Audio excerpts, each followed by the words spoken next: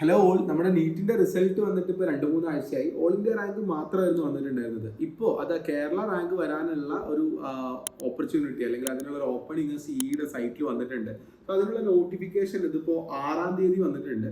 നമ്മൾ ചെയ്യേണ്ട കാര്യങ്ങൾ, നിങ്ങൾ കേരളത്തിൽ MBBS BDS അല്ലെങ്കിൽ അനുബന്ധമായ കോഴ്സുകൾ, അതായത് Ayurveda, homeopathy, Unani, Siddha, fisheries, agriculture, ഒരുപാട് കോഴ്സുകളുണ്ട്. ഇതിൽ ഏതെങ്കിലും ഒരു കോഴ്സ്, വെറ്റിനറി അടക്കമുള്ള കോഴ്സുകൾ, ഇതിലേക്ക് നിങ്ങൾക്ക് താല്പര്യം ഉണ്ടെങ്കിൽ, അതിലേക്ക് നിങ്ങൾ അഡ്മിഷൻ നോക്കുന്നുണ്ടെങ്കിൽ നിർബന്ധമായിട്ട് നിങ്ങൾ സിഇയുടെ വെബ്സൈറ്റിൽ കയറിയിട്ട് നിങ്ങളുടെ നീറ്റിന്റെ മാർക്ക് ലിസ്റ്റ് അപ്ഡേറ്റ് ചെയ്യേണ്ടത് വളരെ നിർബന്ധമായിട്ടുള്ള കാര്യമാണ്.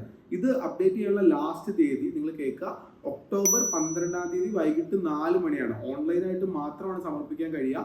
സോ ഒക്ടോബർ 12-ാം തീയതി വൈകിട്ട് 4 മണിക്കുള്ളിൽ ഇത് ഓൺലൈനായിട്ട് സമർപ്പിക്കാത്ത ഒരു വിദ്യാർത്ഥിക്കും കേരളത്തിൽ മെഡിക്കലിനോ മെഡിക്കൽ അനുബന്ധ കോഴ്സുകളിലേക്കോ അഡ്മിഷൻ ഉണ്ടായിരിക്കുന്നതല്ല.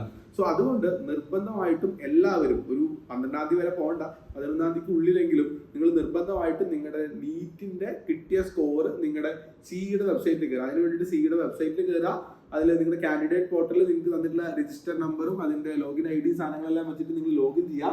ലോഗിൻ ചെയ്ത് കഴിഞ്ഞ് കഴിഞ്ഞാൽ നിങ്ങൾക്ക് എന്ത് ചെയ്യാൻ പറ്റും, ഉറപ്പായിട്ടും അതിലേക്കുള്ള നിങ്ങളുടെ കൂടുതൽ ഡീറ്റെയിൽസ് കാര്യങ്ങളെല്ലാം കൊടുത്തു കഴിഞ്ഞാൽ കൃത്യമായിട്ട് നിങ്ങളുടെ മാർക്കും കാര്യങ്ങളും സാധനങ്ങളെല്ലാം അവിടെ എൻ്റർ ആയി വരുന്നുണ്ടാവും.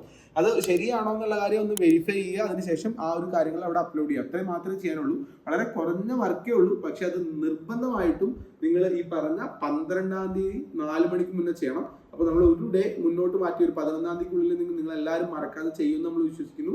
ഇത് ചെയ്തില്ലെങ്കിൽ പിന്നെ എന്താവുമെന്ന് വെച്ചാൽ നമുക്ക് അഡ്മിഷൻ കിട്ടില്ല എന്നുള്ളതാണ് അതിന്റെ യാഥാർത്ഥ്യം. അതുകൊണ്ട് നിർബന്ധമായിട്ടും ഒരു 11-ാം തീയതിക്കുള്ളിൽ തന്നെ ചെയ്യുമെന്ന് ഓർക്കുക.